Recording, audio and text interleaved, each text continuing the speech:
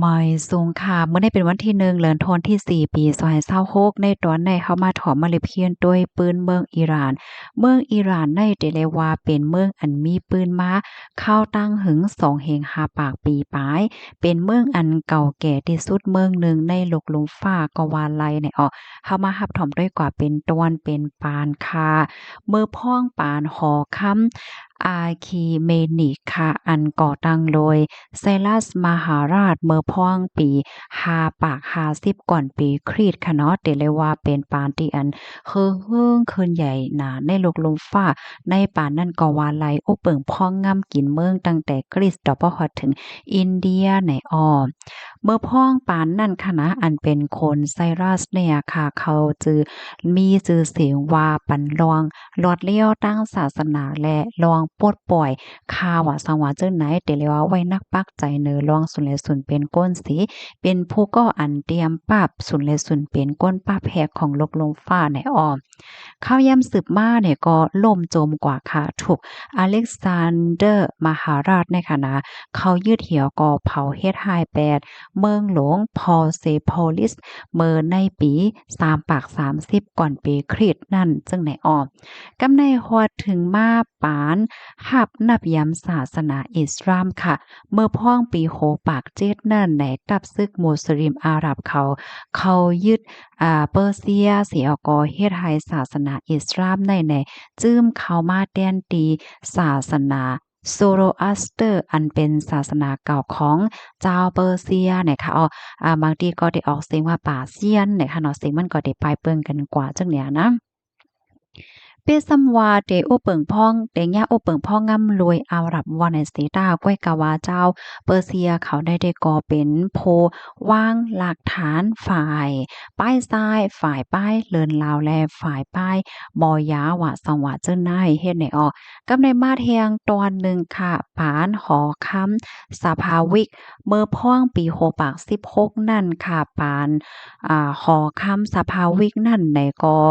ไล่เปิ้นเผามักมันศาสนาอิสลามซีอาในเป็นศาสนากึกเมืองกว่าตั้งแต่เมื่อนั้นมาต่อป้อถึงพ้องยามเหลียวในเฮ็ดเนี่ยค่ะที่เมืองอิหร่านเนี่ยก็นับย้ำศาสนาอิสลามอันเป็นซีอานะคะ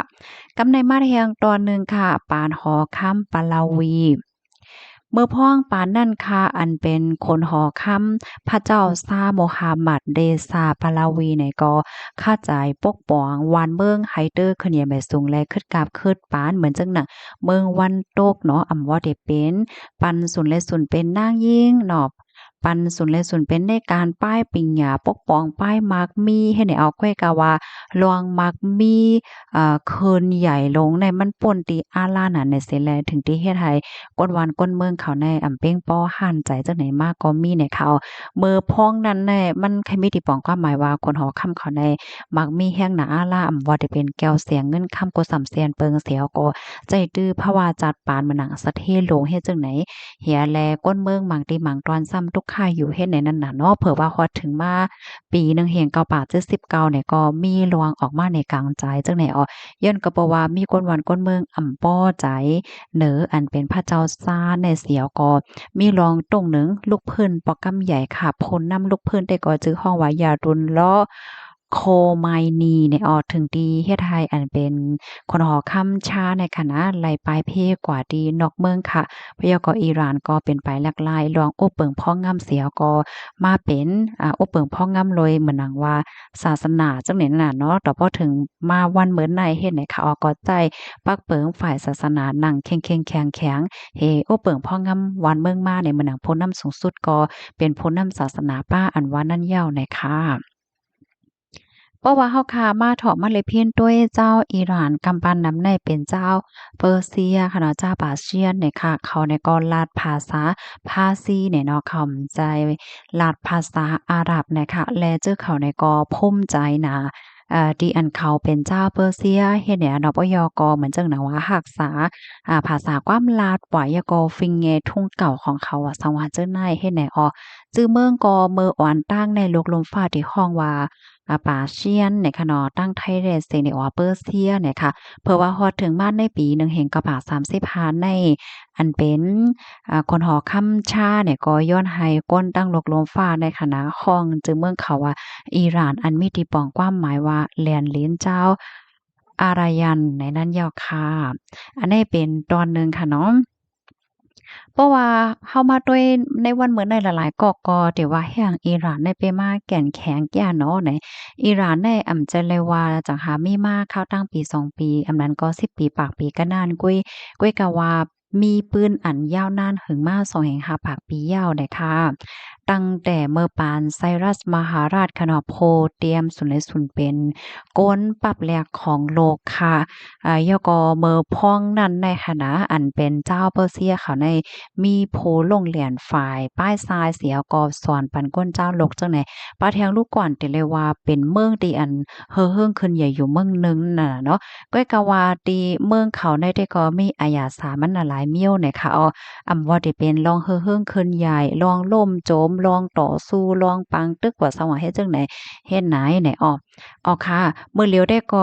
ที่เมืองอิหร่านเนี่ยเป็นไว้ปางตึกจังหนังที่เฮาคาฮู้กันค่ะเนาะจะเมื่อวันที่28เดือนธันวาคมปี2026ที่ป่นมาสิในมื้อเลียวในที่เมืองอิหร่านเนี่ยก็มีหลวงลู่ใหญ่ซุ่มหลงก็ว่าหลายเฮ็ดจังไหนค่ะนะเปิ้นตีหลายๆพองอันหลายลู่หลายก่อยกว่าในเฮามาถ่อมได้กว่าแทงคันเนาะ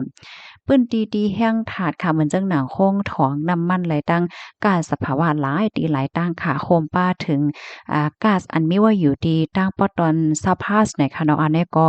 เป็นปื้นตีก๊าซตีใหญ่ตีสุดค่ะถุงหญ้าปึดตึกเสียวก็เลยลูกไกวกว่าตั้งนำตั้งหลายค่ะถึงตีเฮ็ดให้คนในเมืองในมีแห้งถาดแลไฟฟ้าใช้ค่ะก็เย็นเป็นพื้นที่อันไฟฟ้ารับหมดกว่ากว้างๆขวางๆเฮ็ดเนี่ยค่ะปยก็เลยฮู้ว่าโครงการโรงงานอันมีไว้เครื่องใจโคตรตื้อแต่ได้เฮ็ดนิวเคลียร์ว่าสังว่าจังไหนในหลายเจตอนก็ถุงยาปึดตึกเลยดูเลยกว่กว่าตั้งน้ำเฮ็ดให้แล้วก็อันเป็นโค้งปล่อยเงาหังเสียงว่าตะปังเศร้าตะเพอว่าปยกอตาเคอลำลองแหละเจ้าเนี่ยก็ย่าหมากเป็นหลายปอกหลายกำค่ะเฮ็ดให้เด้อเคิกนำแห้งน่ะอาลาเด้อเคิกป้าลวงส่งออกกลก้าตั้งขายว่าสว่าจังไหนป้าแทงไหนกำในเฮาค่ะมาด้วยลวงกวนวานก้นเมืองค่ะเนาะไหลฮู้ว่าก้นเมืองอิหร่านเขาในรู้สึงสาใจกว่ายาว2แห่ง4ปากปลายก้นหมาเจ็บก็มีนับอ่านโคเหมือนมั่นค่ะ ในนั้นโคมป้าถึงเปิงเป็นดีโรงเรียนย่าหมากตีหนึ่งค่ะนะอันนี้ก็มีหลวนและรู้สึกสาใจกว่าตั้งนำค่ะก้นวันก้นเมืองนับอ่านโฮเซียนค่ะเนาะก็เลยปล่อยภาพแพทเทิร์นเยี่ยเสียก็ปลายเพปางตึกเจ้าเขาได้กอปลายก็อยู่ที่ลอดเพดีในเมืองกุยเนี่ยค่ะเนาะที่ในเมืองอิหร่านเนี่ยเมื่อนางปึ้นตีห้องยาหยาและห้องยาหยาเจ้าเนี่ยก็ญาปึ้ตึกนำหนาค่ะถึงตียาหยาว่าเครื่องใจโคเตอร์ฝ่ายตั้งยาหยาเจ้าเนี่ยก็มันมีกลุ่มโทนค่ะถึงที่ห้องการฝ่ายป้ายอยู่ลีลมฟ้า WHO เนี่ยก็ไล่ฮิมเนียเสียก็ยืนมือเข้าจอยเถียมในกำในเฮามาโดยเงาลายปลายมักมีที่ในเมืองอิหร่านค่ะคันเงินเขาแน่กึ่งข้างตกลงแฮงแต่หนาไหนเนาะกลกาตั้งขายก็เคินนะเหมือนเจิ้งหนังอาหาราตั้งกินและยายาและเจ้าไหนคันมันเคินยาวกล้วยมกามันมีกลุ่มโทนเป้งป้อย้อนก็เพราะว่ากลกาตั้งขายอันลูกดีนอกเมืองมากก็มันจังเขาค่ะเนาะย้อนว่าตีว่องแก็บฮอร์โมนเนี่ยก็มีร้องปีกว่าสังว่าเจ้านายเฮ็ดในมาด้วยทาง GDP ค่ะดังฝ่ายผู้ค้นคว้าเขาคาล่ำว่าป้ายมักมีของอิหร่านในเตลดย่อมลงตีเอมันใน10%ภายในปีในในย้อนก็เปว่าเลยรับพรตุ่มยวนย้อนเปิปังตึกในนั้นยาวค่ะข้อมูลตอนในคาลิปีมาที่ห้องการข่าวCNN AP AFP จึงในค่ะเนาะ Reuters เนี่ยค่ะมันเป็นข้อมูลติอิติอ้อแถวก็มาจู่โฮมตุ่มกันเสียก็เอามาสืบเป็นแผ่นในพันพี่น้องเฮาค่ะกว่าว่าเนี่ยค่ะรับถอมยอหันเทินจึงหือพองเนาะก็ปันตาหันถึงมาไลเนี่ยค่ะนะยินจงบ่ก็ที่รับถอมปันแห้งค่ะใหม่ส่งค่ะ